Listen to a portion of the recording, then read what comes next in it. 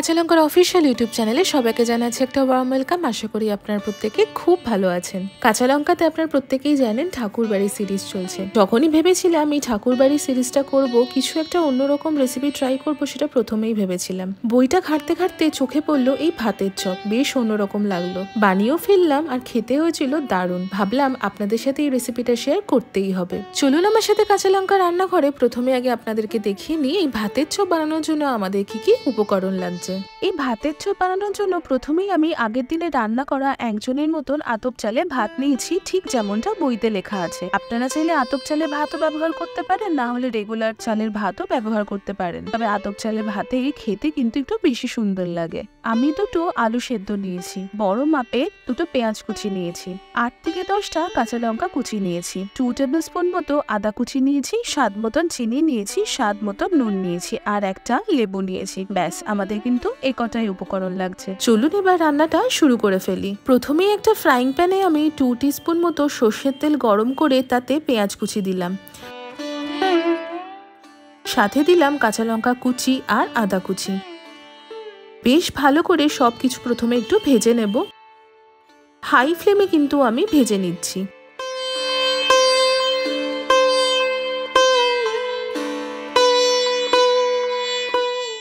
পেঁয়াজটা বেশ লাল লাল করে ভাজা হয়ে আসলে আমি গ্যাসের ফ্লেমটা অফ করে দেব। শুধু খেয়াল রাখবেন যেন কোনো কিছুই পুড়ে না যায়।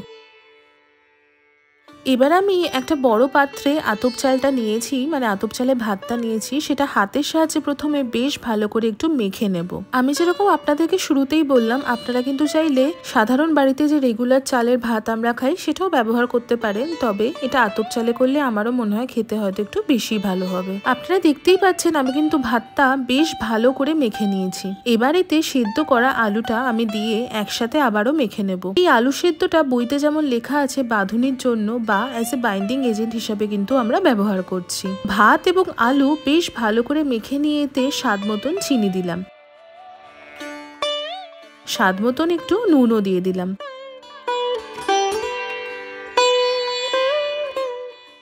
ভালো করে সবকিছু মিশিয়ে নিয়ে এবার ওই আগের থেকে ভেজে রাখা পেঁয়াজ, আদা আর কাঁচা লঙ্কাটাও দিয়ে দিলাম। দিয়ে আবারও সবকিছু ভালো করে মেখে নেব বেশ ভালো করে।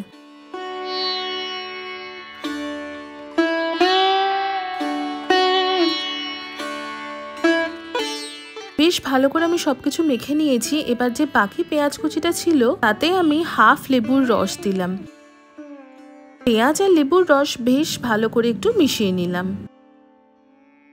এবার আমি ওই ভাত এবং আলু যেটা একসাথে মেখে রেখেছিলাম সেখান থেকে বেশ খানিকটা পোর্শন নিয়ে ভালো করে একটু মেখে নিয়ে একটা বড়ার আকারে করে মাছ বরাবর একটা জায়গা করে তাতে ওই পেঁয়াজ আর লেবু মাখা থেকে পরিমাণ মতো পেঁয়াজ নিয়ে একটু পুর ভরার মতো করে ভরে নিলাম। ভরে নিয়ে ওপর থেকে আরো খানিকটা ভাত এবং আলু মাখা নিয়ে ওপরটা ভালো করে চাপা দিয়ে একটু গোল গোল আমি বড়ার আকারে গড়ে নেব। সাইজটা কিন্তু নিজেদের ইচ্ছা অনুযায়ী করবেন। আমি একটু বড় বড় মাপেরই করেছি, আপনারা চাইলে একটু ছোট মাপেরও কিন্তু করতে পারেন। সেম প্রসেসে আমি বাকি বড়াগুলো কিন্তু একে একে তৈরি করে নেব।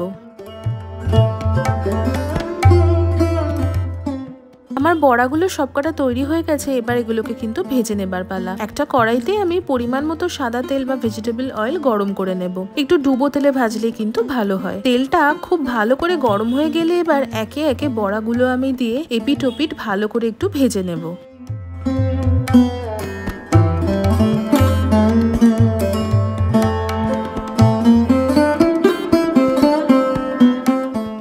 তবে এই বড়াটা কিন্তু বেশিক্ষণ ভাজতে লাগে না, 2 থেকে 3 মিনিট ভালো করে এপিট ওপিট ভেজে নিলেই কিন্তু তৈরি হয়ে যাবে।